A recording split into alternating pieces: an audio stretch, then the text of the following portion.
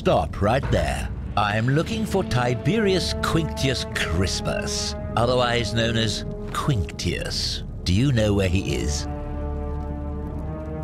I'm not sure I believe that, so allow me to explain something to you. I am here with orders from Emperor Nero himself to find and execute the cultist Quinctius for terrible crimes against the Empire. So, if you tell me the truth, I will allow you to live. But if you lie to me or otherwise obstruct the Emperor's business in any way, I will put this arrow through your chest. Is that understood? Thank you. Now tell me, who are you people, and what is this place? Oh, how very welcoming of you. You want me to let my guard down, is that it? You're not going to get your claws into me. I was told Quinctius was a cultist, but I never thought he'd be foolish enough to lead me right to the heart of his mystery cult. Oh, don't play coy with me. I don't care if you're worshipping Bacchus, Magna Mater, or Christ. You lot are all the same to me. Always sneaking off to your secret sanctuaries, indoctrinating each other with your little mantras. The Emperor may have tolerated your activities up until now, but after what Quinctius did, those days are numbered. You say that, but if you're not a cult, then why go to such great lengths to keep this place a secret? So you admit you're not allowed to leave. Threatening me is not going to help you, but in any case, that sounds an awful lot like a cult to me. And I saw the inscription saying, "The many shall suffer for the sins of the one." I take it this is some kind of mantra you all believe?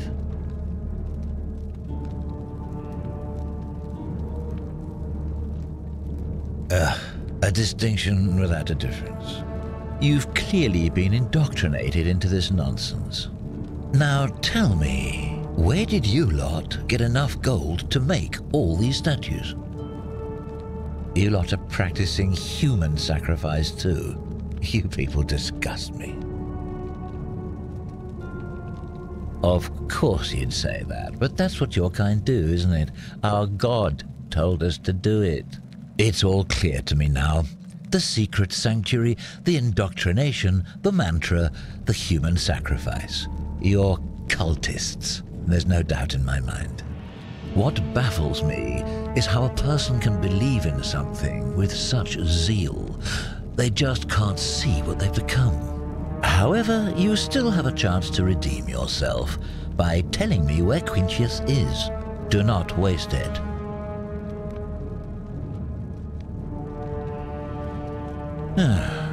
Then you're of no use to me.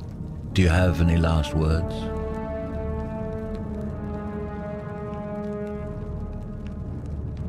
And there's a simple explanation for that. I lied. But if you want to know the truth before you die, here it is. Once I'm done with you and Quinctius, I intend to kill every last one of you wretched degenerates. And I can think of nothing I'd enjoy more. The many shall suffer for the sins of the one.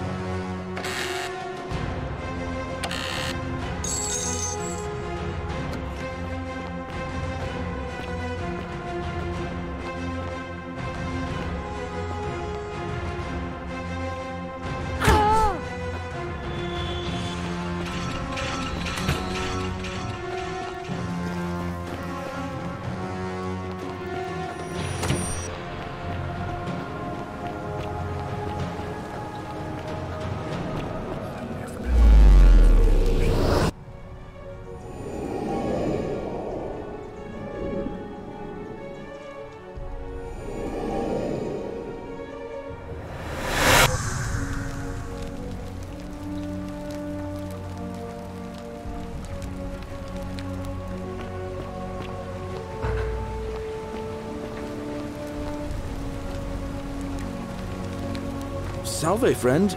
Mind telling me who you are and why you look like you've just taken on a gladiator and lost? Oh, sounds serious. I'm listening. Poor guy. My uncle was a victim at rheumatism's altar, and he ended up killing himself. All right, got it. I'll go, but once I'm done, I'll need you to tell me how you know all of this.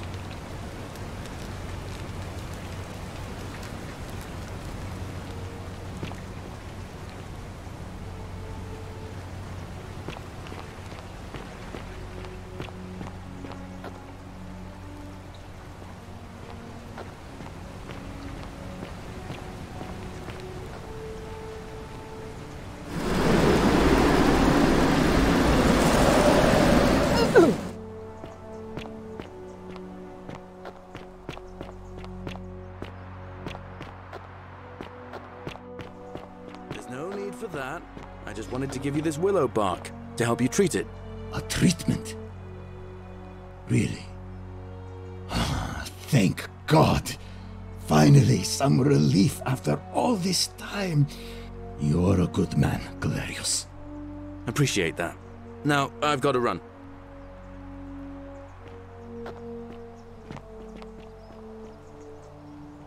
Salve again, friend.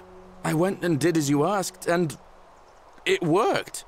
How is it possible that you've just arrived here and you already know everyone and exactly what's about to happen to them?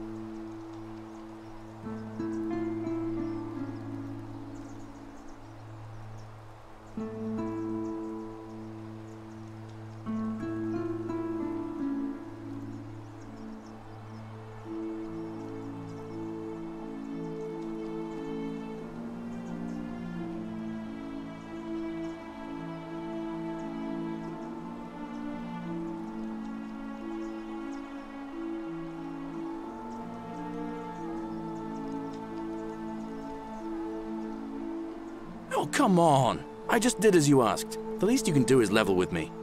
I'll keep it between us. I promise.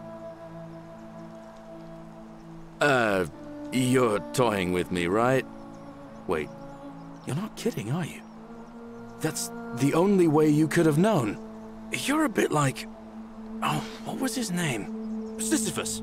Yeah, that's the one. Old King Sisyphus. Sisyphus was a Greek king a long time ago. For daring to think he could outsmart the gods, he was given a terrible punishment. He was forced to push a great boulder up to the top of a hill. Only, just as it reached the top, it would roll all the way back down to the bottom, forcing him to start over and over and over again, for all eternity. Just like you. Actually, now that I think about it, there are a bunch of old stories about the gods punishing people by making them do the same futile task over and over. Tantalus was made to grasp at fruit on a tree he could never quite reach. The Pleiades had to keep fetching water in a sieve. Oh, and Ixion was strapped to a wheel going round and round forever. But on the bright side, at least you're not stuck in the underworld like they all were. Anyway, I don't know which god you managed to upset to get yourself into this position, friend, but you seem all right to me. So, I'll tell you what. I'll keep doing whatever I can to help you. And you just focus on finding a way to break the cycle you're in.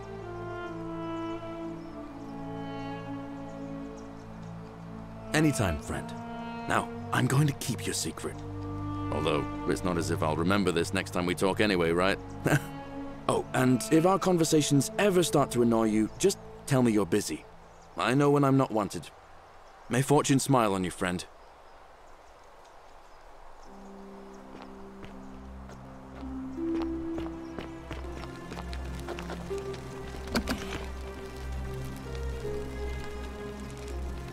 What are you doing in here? Can't you see this woman is dying? She's been poisoned. She needs the resin of a plant called Silphium, but that Culus cumulatus decius won't give it to me. What? Quick, give it here. Yulia, you need to swallow this. Here, let me help you.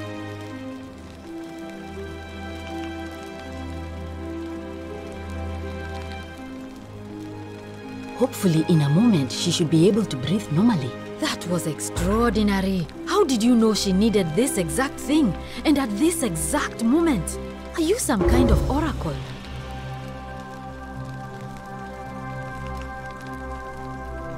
But how could you know she needed this exact medicine? And how did you even get it? I guess it doesn't matter.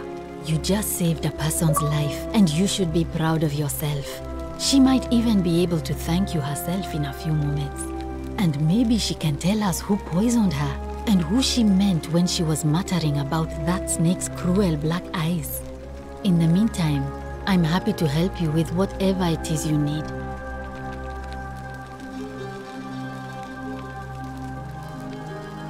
Sure. What do you want to know?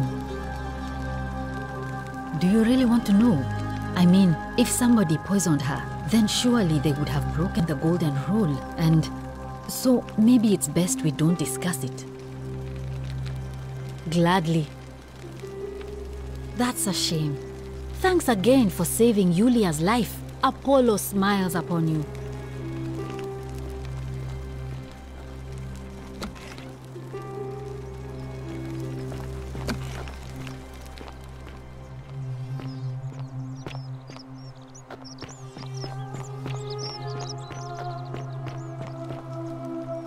Help! You have to do something! A man arrived in the baths. A real nasty sort, with his face all covered up. And he's got a weapon. You have to do something, or he's gonna break the golden rule. Thank you. He's still in there, somewhere. I have to hide. Find me in this empty shrine when it's over.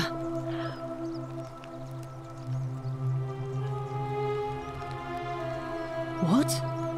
Why?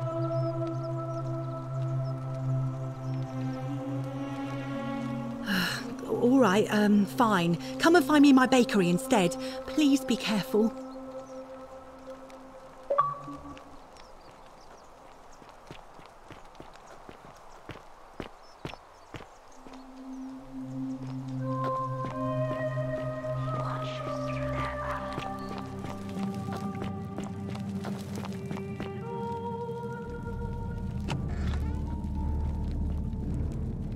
Stop right there. I'm looking for Tiberius Quinctius Crispus, otherwise known as Quinctius. Do you know where he is?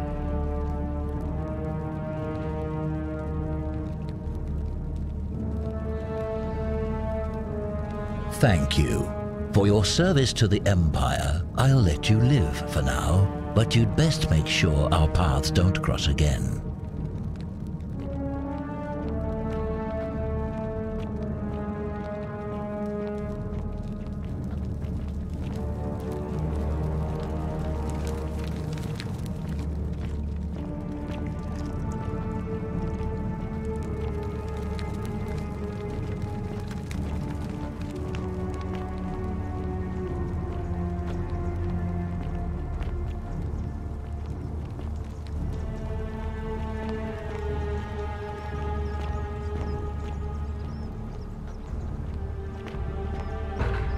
Filthy, lying degenerate!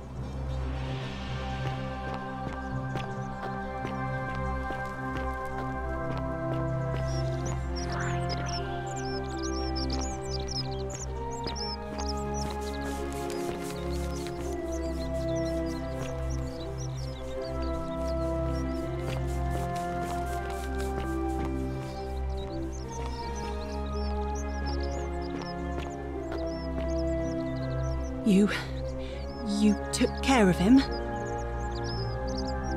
An accident? So, it's over? Oh God, that's such a relief. I really thought we were all going to die. I do have a question though. That shrine, the one I was going to hide in, did you know it was going to collapse?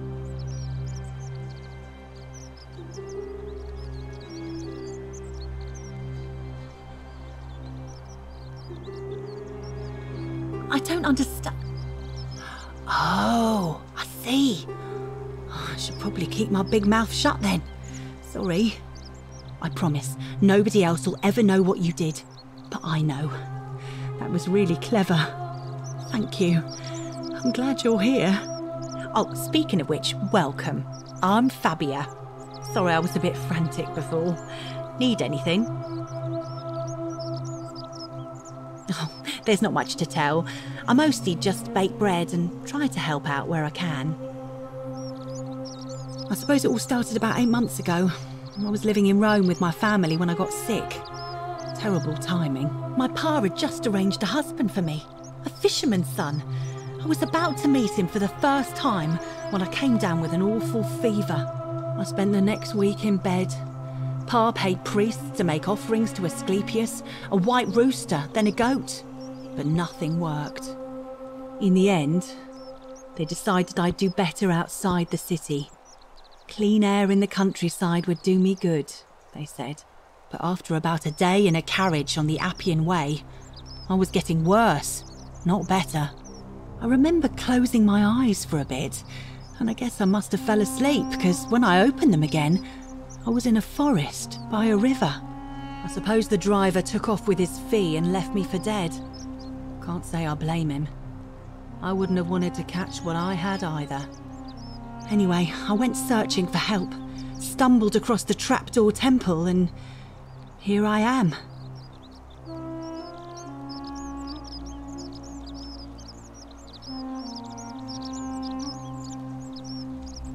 Oh yeah, I suppose you're right. Hadn't really thought about it. But the gods are mysterious and powerful. Who knows what their plans are for us? What? You've been here a few moments and you're desperate to get out already? Why not give the place a chance before you try to leave? Good people here. Galerius works hard on the farm so I can put food on our tables, and Lucretia tries to keep us healthy. My friend Georgius is always mending our clothes, and Virgil makes sure these old walls don't fall down around us. Well, he does his best. I'm just saying, there are worse places you could live out your days. Well, I can tell from your funny accent you're not from around here, but that doesn't mean you don't belong, does it? Oh, I try not to worry about it. I mean, if people are nice to each other, we won't have anything to worry about, will we? Thanks. And I like your teeth. They're so white. And your clothes. Oh, I bet my friend Georgius would like to get a look at you. And I'm sure he'd love to chatter about the golden rule with you too. He'll be just across the forum in his shop.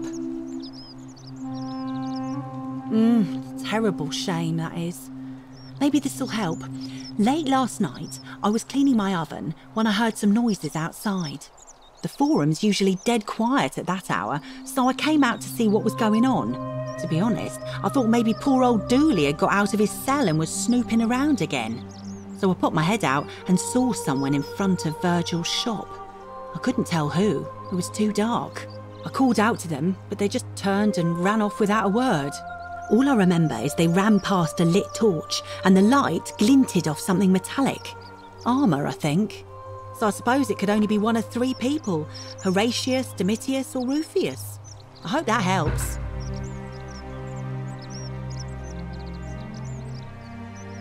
All right, thanks again for taking care of our problem. I won't forget it.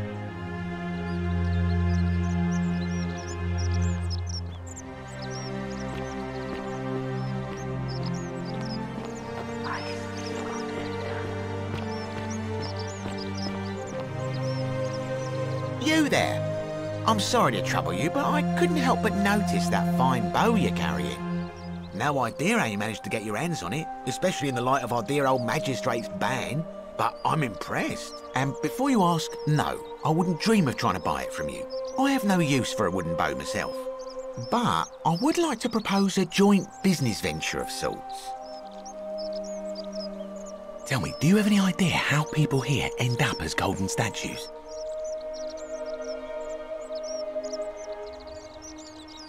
And here I was thinking I was the only one to figure it out. In any case, supposedly 1 or 2 of those arrows is enough to turn a full-grown man into gold. Now, of course, that is a travesty, a terrible, horrible waste of human life which has to be stopped. And yet, on the other hand, I can't help but think of a tale told by that Greek fella Aesop, the goose that laid the golden egg. With the ability to transmute organic matter into gold, one could create infinite wealth. Use your imagination. Golden animals, insects, trees and plants. The Midas touch without the drawbacks. We are talking riches beyond imagining. And even if we were to split all those riches between the 2 of us, half of infinite wealth is still infinite. Interested?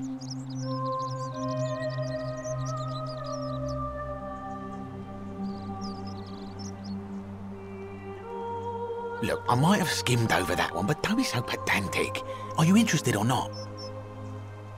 Excellent. So the first question is, how do we get our hands on one of those golden bows? Now, I have a plan, but first, tell me, are you familiar with the story of the goddess Diana? No problem. Allow me to explain. Diana is our goddess of the hunt, the moon, and the underworld, depending on who you ask.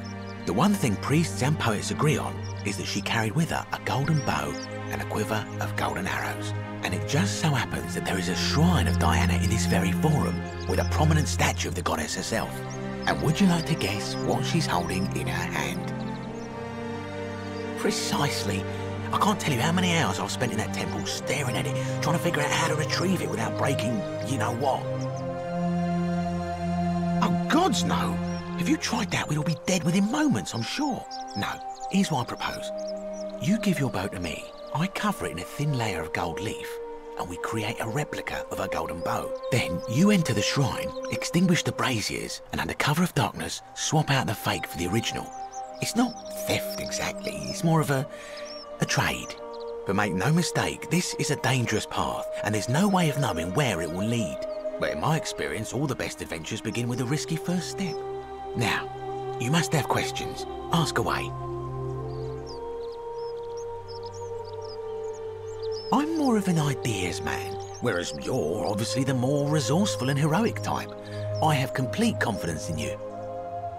Because the gods would see you, of course, hence my proposal. When Prometheus stole fire from the gods and became a hero to all mankind, do you think he was worried about the danger? So, are you in, partner?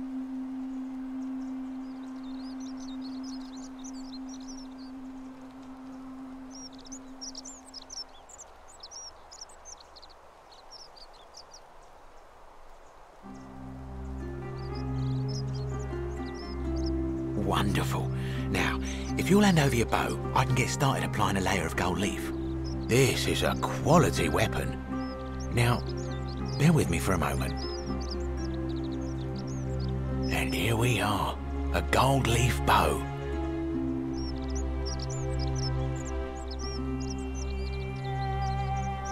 Now I've gone and unlocked the Shrine of Diana for you, so as quick as you can, head on inside. It's just at the end of the street on the left. May the gods not watch over you.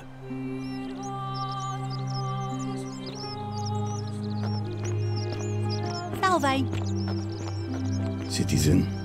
May Apollo keep you safe.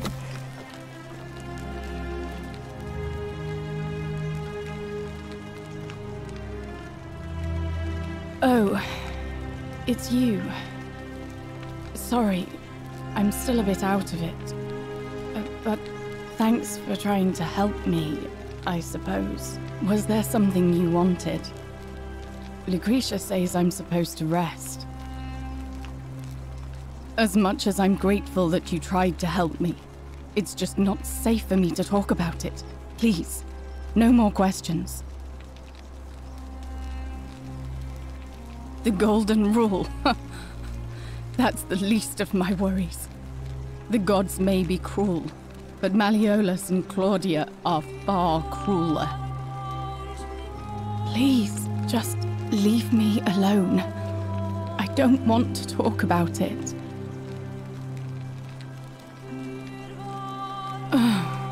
Persistent as Nemesis, aren't you?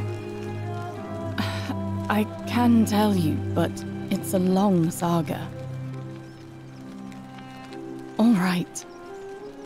I'd been here about a week, when it dawned on me I'd be trapped here for the rest of my life. I could hardly breathe, and I knew I had to get out somehow. So when my new friend Aurelia offered me a secret way out, I would have done anything. And then I learned her asking price. 1,000 denarii. She was supposed to be my friend. I told her it would take me years to save up that much. So she suggested I take out a loan from Malleolus. And I did.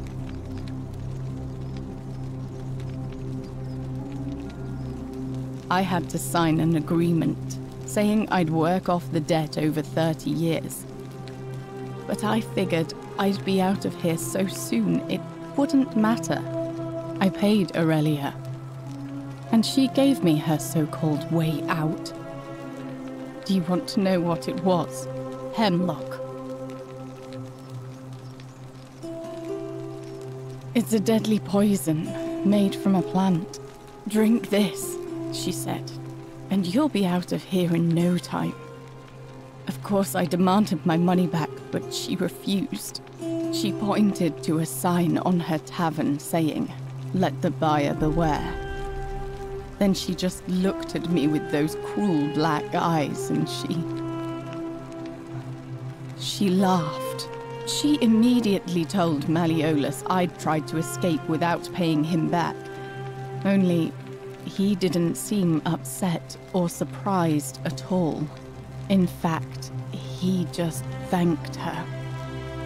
And that's when I realized the two of them had planned the whole thing from the beginning. That's what I said to the magistrate. I went to Sentius and begged for help, but he said the law was clear. I'd signed over my labor for 30 years and there was nothing he could do. I thought about resisting too. But Malleolus said if I didn't submit, I'd break the golden rule. And I couldn't be responsible for all those deaths, so he locked me in his villa. Confiscated everything I owned as collateral, and made me wear immodest, humiliating outfits while I worked day in, day out. His wife Claudia was just as bad. She sent me to work on an endless stream of futile, demeaning tasks. I'd be on my hands and knees, scrubbing the floor clean for hours, only for her to pour slop on it and hiss, "You missed a spot." Those two took everything from me. But they forgot to confiscate one thing. My hemlock.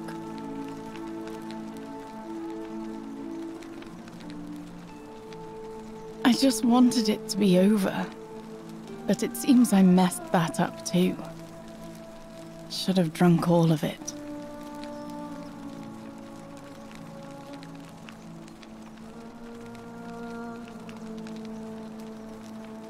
Don't you think I know that?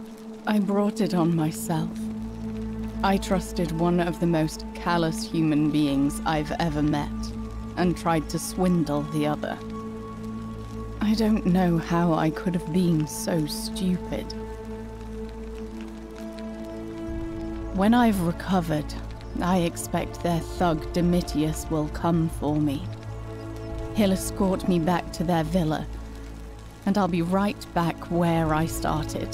Only this time, I won't be able to lull myself to sleep at night with the thought of a permanent solution.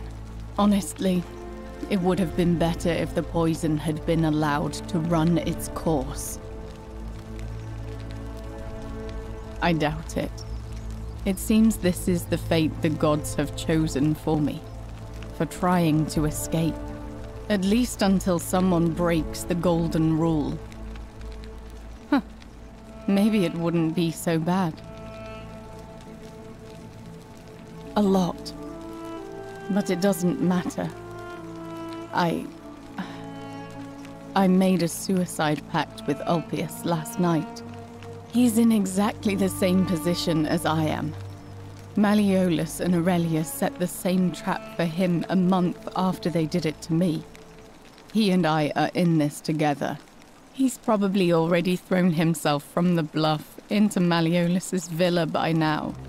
If so, I'd never be able to live with myself, knowing I broke my promise to him.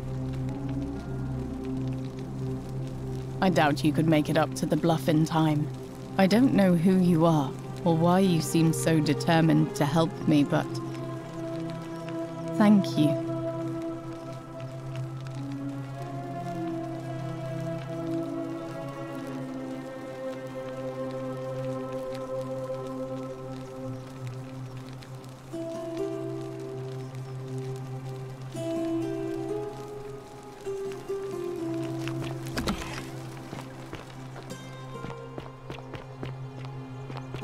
On your best behavior, I trust?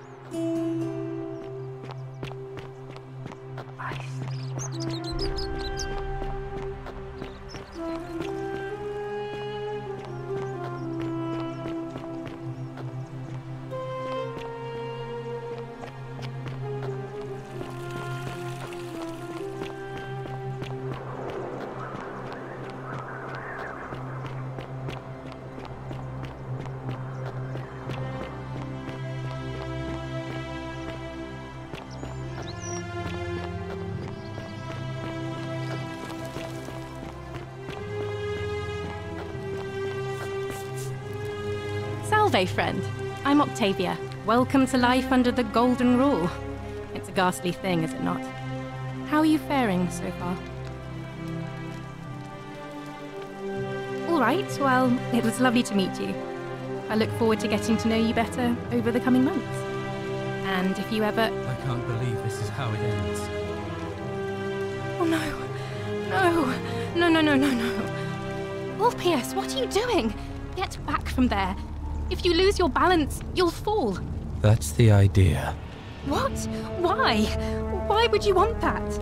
Why do you think I'm stuck for the rest of my life working for a man who treats me like an animal? I know things are hard for you right now. They're hard for all of us. We're all in this together, Ulpius. Please just think this through. If you do this, it could be the sin that seals all of our fates. Is that what you want?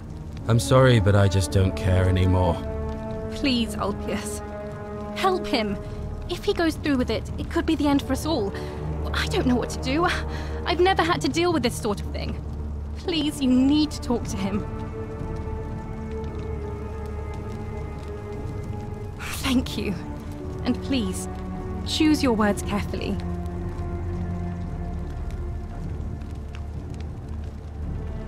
You know about that? How is that possible? I mean, I've never mentioned it to anyone. Well, if you say so. You don't understand. I don't want to hurt anyone. I just want it all to be over. It's too late for that. Yulia and I made a pact, and she's already swallowed hemlock this morning. If I backed out now, I'd be betraying her. I can't do that.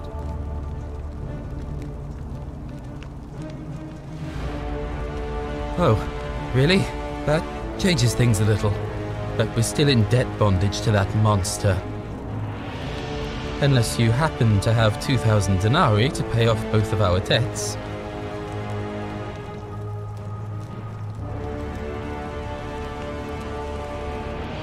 Yulia and I are in debt bondage to Malleolus. We might as well be slaves. And that's how much it will take to buy our freedom back. So, do you have the money or not? Really? Wait. So, I guess you'd want me to work for you then.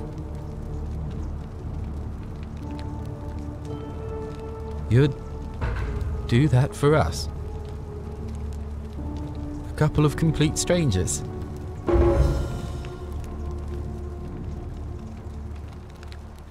It seems today we're both blessed. This did not turn out how I thought. Thank you, friend. I never thought people like you existed.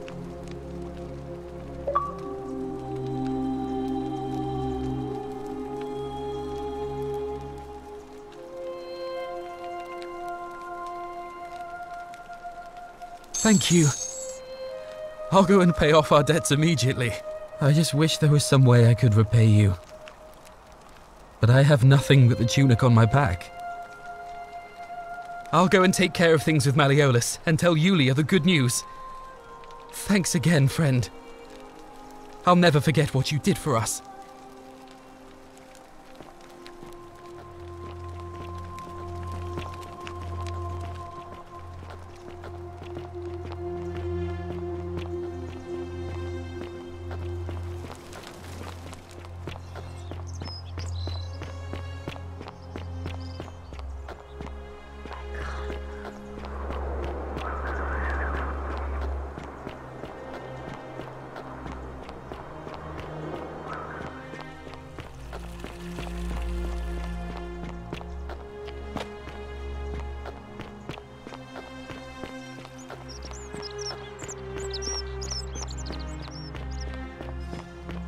Yulia!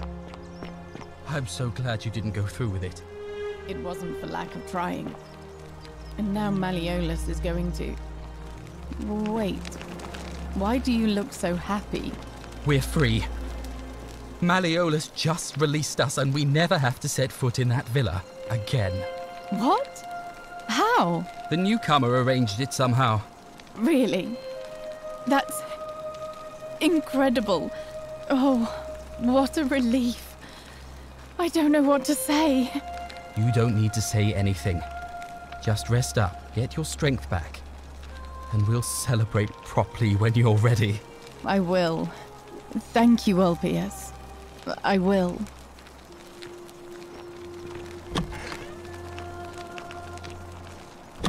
Shalom. Scintilla and I were in love. And then, 22 days ago, she went missing. All right. One night a few months ago, when I was cleaning Malleolus's villa, I heard a young woman singing. It was the most beautiful thing I had ever heard. I wasn't allowed out, so once everyone else was asleep, I climbed up the inside of the villa and onto the roof, just to see where that sound was coming from. And that's when I saw her. Standing in the garden of the magistrate's villa, I just sat there on the roof, listening to her with my chin on my knees. And for the first time in a long time, I felt hopeful. And then she looked up and saw me and she smiled. I knew at that moment the fates had brought me to her. And from the moment she asked my name with this warmth and curiosity, I knew I'd have done anything for her. And so for weeks on end, each night I'd climb out of the villa and into her father's garden. We'd hold hands and talk about all the things we'd do once we got out of here. Like having our own vineyard. And then one morning I woke up and everyone was out searching for her. They said she'd vanished in the night. All I could do was keep my head down and try to hide how beside myself I was.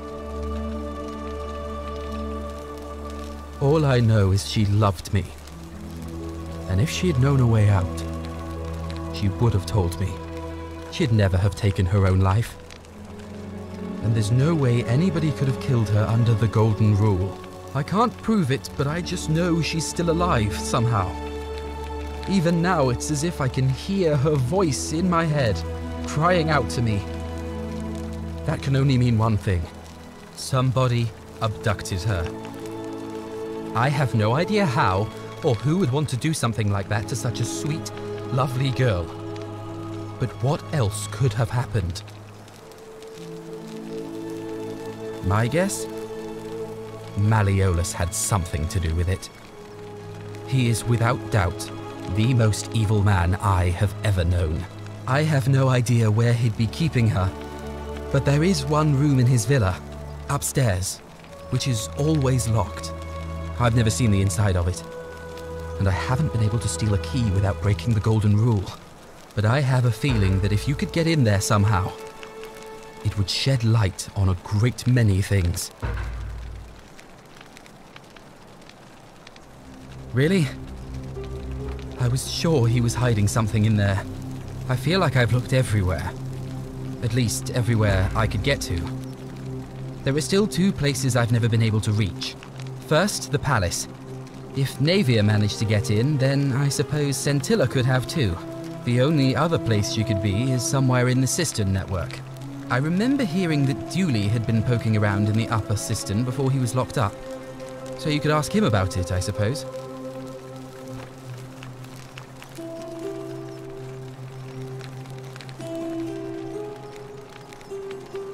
All right, friend. Thanks for the chat.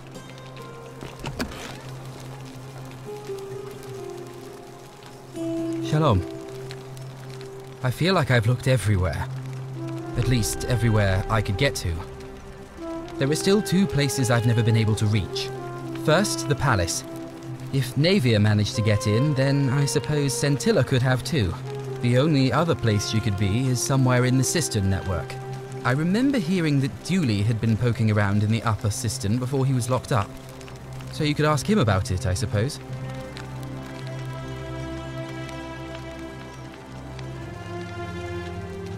You mean where am I from and all that? Judea, originally. But when I was a child, I moved to Rome with my family, Romanized my name and spent most of my life in the Jewish district of Trans-Tiberin, across the Tiber from the main city. That's where I was when the fires broke out. Everyone was running toward the river and I, listening to my inner contrarian, ran the other way.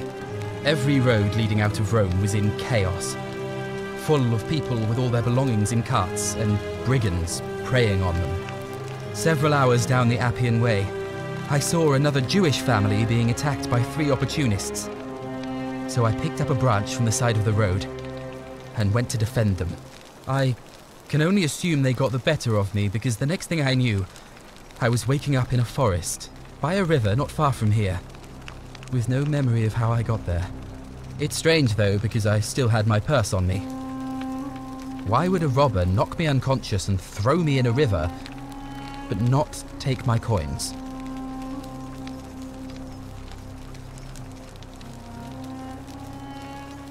You're right.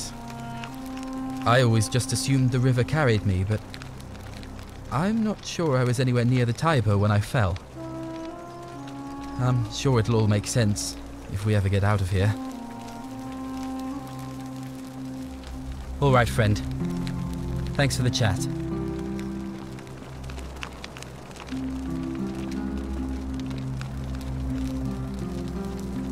Shalom. All right, friend. Thanks for the chat. Shalom. I don't. But even if I did, I'm not going anywhere. I have unfinished business. Well, neither of us have a couple of hours to stand around talking about theology, law, and collective punishment, so I guess you're looking for a pithy summary? You remind me of an old story from my people about Hillel the Elder. He was approached by a Gentile and asked to explain the entire Torah while he stood on one foot. Obliging, he replied, What is hateful to you, do not do to another. That is the whole Torah. The rest is commentary. Go and learn. Of course, what I want to know is, what kind of a god sees a young woman abducted and does nothing about it? Not my god. That's for sure. Maybe you don't. I feel it in my bones. Sentius, I suppose. I'd have to be insane to vote for Malleolus after what he did to me. All right, friend. Thanks for the chat.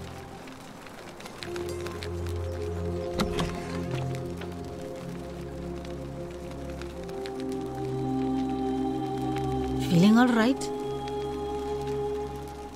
That's a shame. Thanks again for saving Yulia's life. Apollo smiles upon you.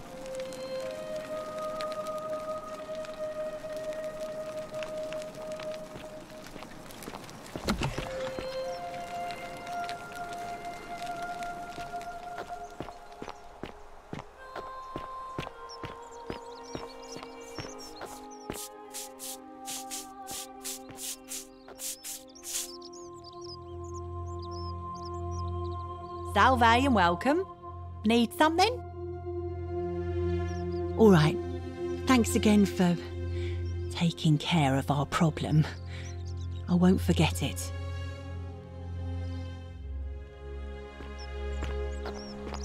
Salve.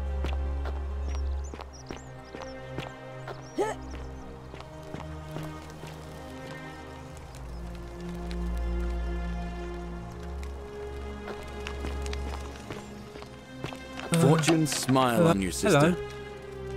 Have we met before? Gold? You mean treasure? My friend Hannibal used to look after me. He said he always would. But then he died. It was very sad. He said if anything ever happened to him, I had to find something very precious hidden away. He gave me this key and made me promise to keep it safe until I found the treasure. But I couldn't find it. All I remember is he said something about the cisterns. But when I went up to the high one, they put me in here. Now nobody looks after me.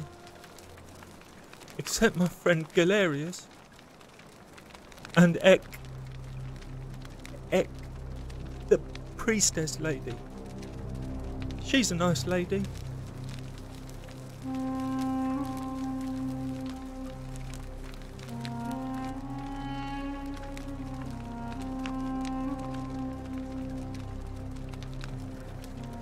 Bye-bye.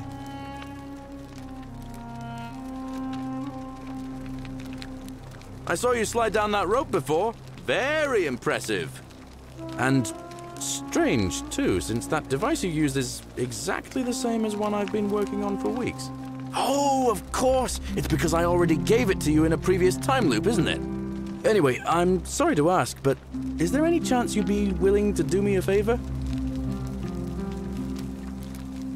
Well, I've been trying to get this rare flower from the rock spire in the middle of the lake. It's too steep to climb, so I hung a rope over the lake and made this pulley device, only I couldn't quite summon the nerve to use it. Do you think you could use the device again and try to get that flower for me? I don't really feel comfortable talking about it. Look, I'll tell you everything if you get it for me, all right? Oh, thank you. It would help me a lot. There's no rush, just whenever you get a chance.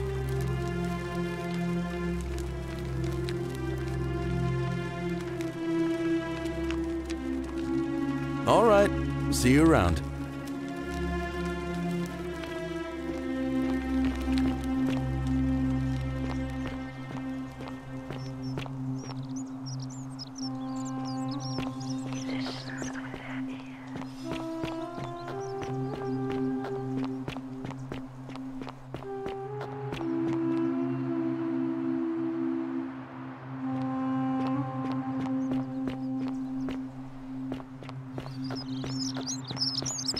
I hope you're coping. Oh, it's you again. Is everything all right? You mean my life story? Oh, well, I grew up as part of a big family in Rome. Me and 3 older sisters. Our father found good husbands for my sisters, but I wasn't, cut out for that kind of life. So he found me a job as a scribe for a prominent merchant. It was a good life for a while, until 7 months ago when the fires came. My colleagues and I worked desperately to try to protect our warehouse. We must have had 100 workers passing buckets of water, chanting prayers to Vulcan, but they fell on deaf ears. The fire was relentless and it claimed everything and everyone. Well, almost everyone. My employer told me to grab what valuables I could and flee for the Tiber with the crowds. I remember diving into the river and then... the next thing I knew, I was waking up on the riverbank not far from here. Thank you. I consider myself fortunate. At least I'm still alive. If that's your idea of a joke, it's not funny. Go away.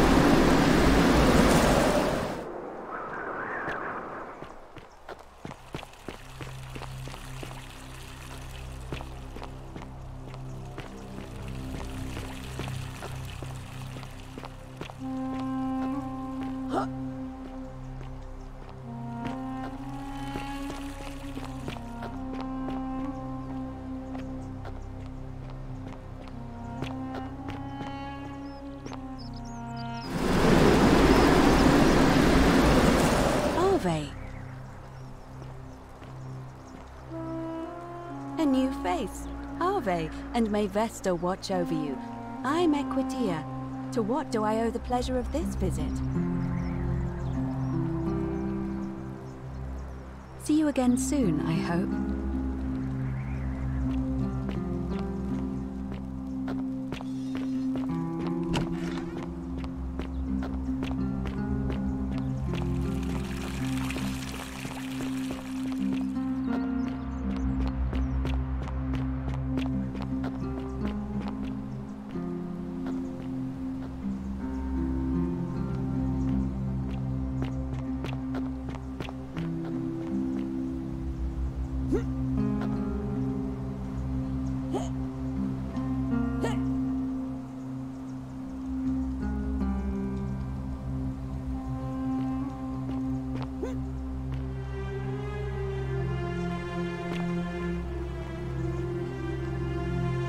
Salve.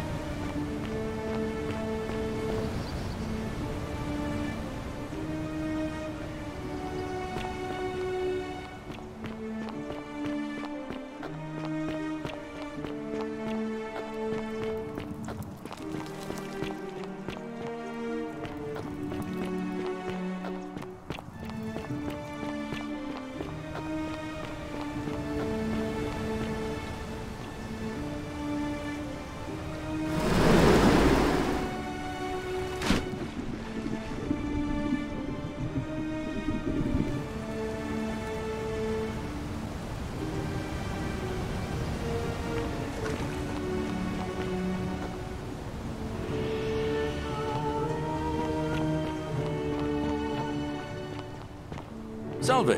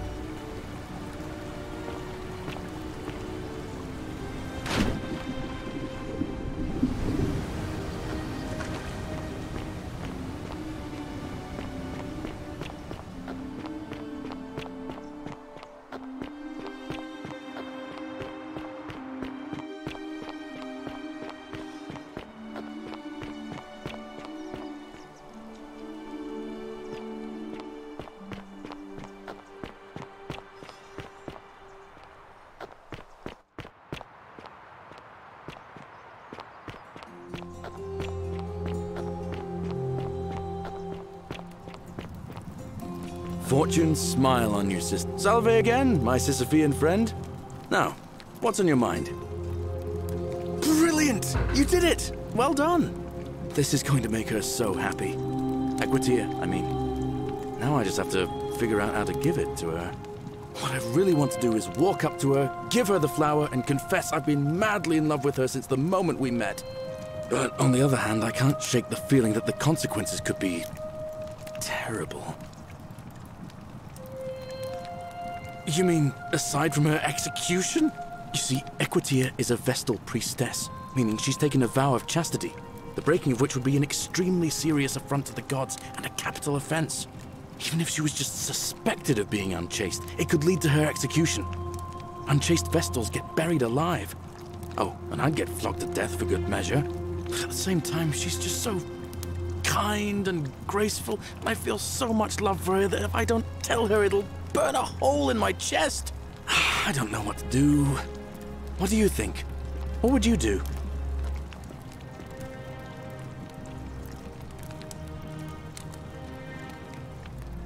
Oh, I'm sorry to bore you, friend. I've bounced the idea around once or twice, mainly as a way of getting Dooley set free. God knows Sentius is never going to do it. But from what I hear, Malleolus has the elections stitched up. Nobody's going to take him on and win. And maybe that's not such a bad thing. I mean, he talks a lot about freedom, so I'm hoping if he's elected, he'll release Dooley from his cell. That's good enough for me. And how could you... Oh, wait.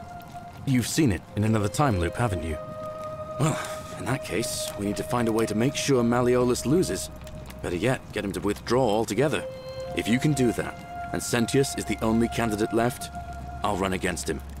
Deal?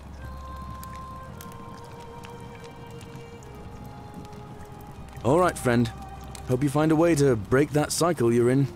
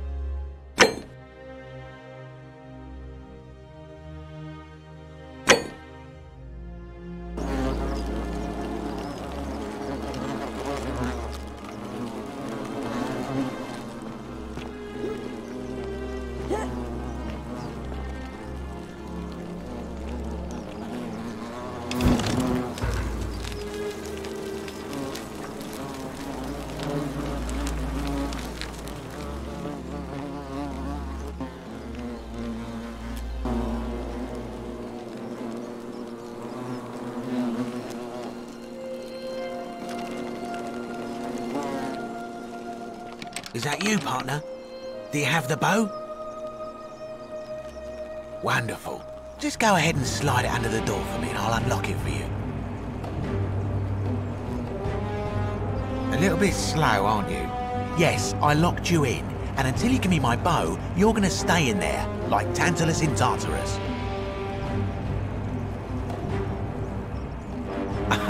No, technically, I never said that. I said, if we were to split all those riches between the two of us, infinite wealth is still infinite. It's hardly my fault if you can't tell the difference between a hypothetical and a promise, now is it?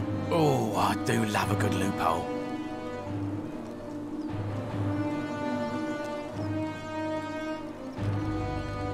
You're just gonna have to take your chances, I'm afraid. The bow, now. And don't even think about giving me the fake one. I'll recognise my own handiwork.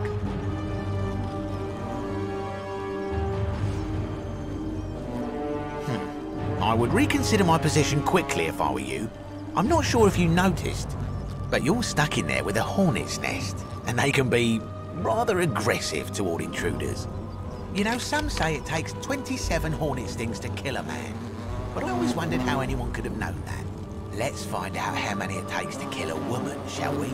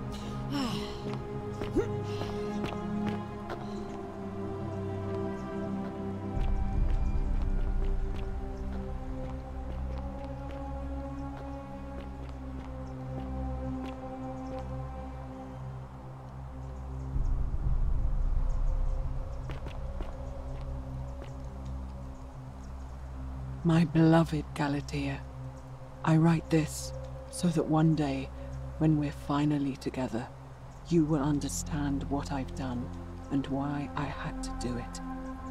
The others will call me mad or a monster, but I don't care what they think. Everything I'm doing here, I'm doing for you. I'll start at the beginning. Soon after my arrival here, as I walked down a corridor lined with golden statues, I thought I heard a whisper behind me. A rasp of air, as if vocal cords of metal strained to say a word or two. I tried to dismiss the idea, tried to concentrate on my work as the city's medic, but that tortured whisper haunted me. Weeks later, in the hallway to the bathhouse, I heard it again, and found myself drawn to the statue of a Roman woman wearing a stola. Her face was contorted with anguish and fear, and, disturbingly, it was as if she was looking right at me.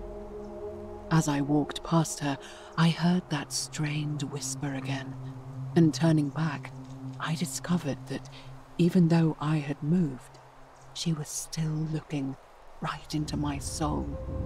That was when it dawned on me. This was no statue.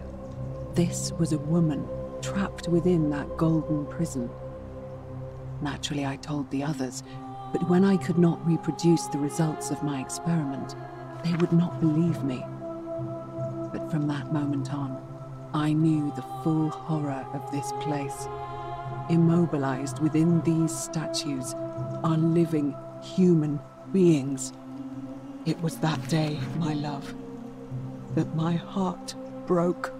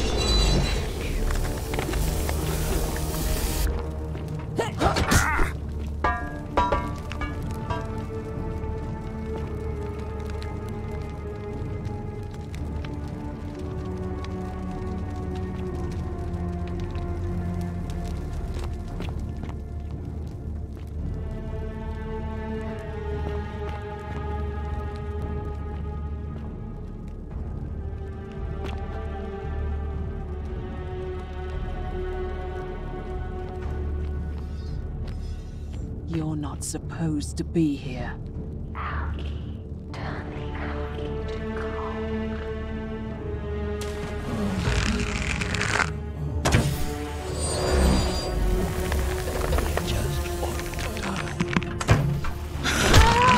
Make it slow.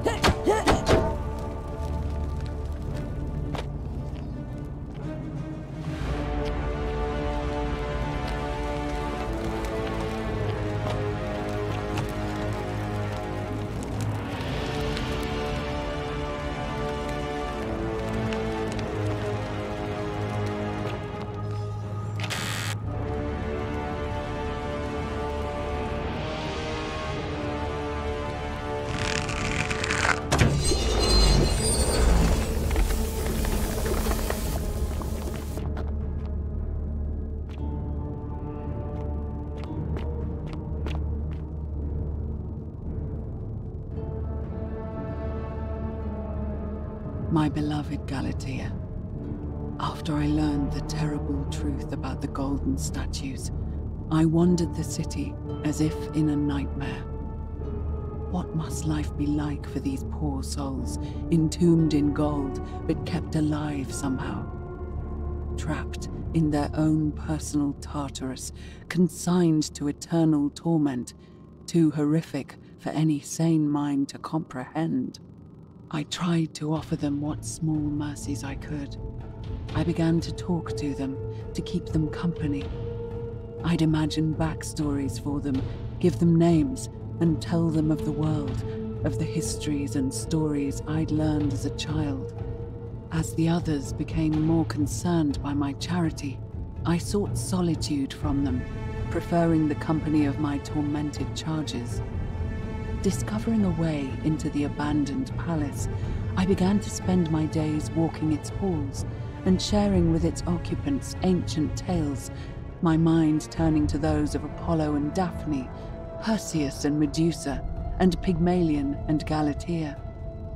Pygmalion, the sculptor who fell in love with a beautiful statue, and who, praying to Aphrodite for aid, discovered that his beloved Galatea had come to life. It was then that I heard you whisper to me, Galatea. Forgive me. I know that is not your real name, just one I have borrowed from a story. But when I turned to look at you, I saw the most exquisitely beautiful woman I have ever known. Your face, forever frozen in a look of haunting sadness.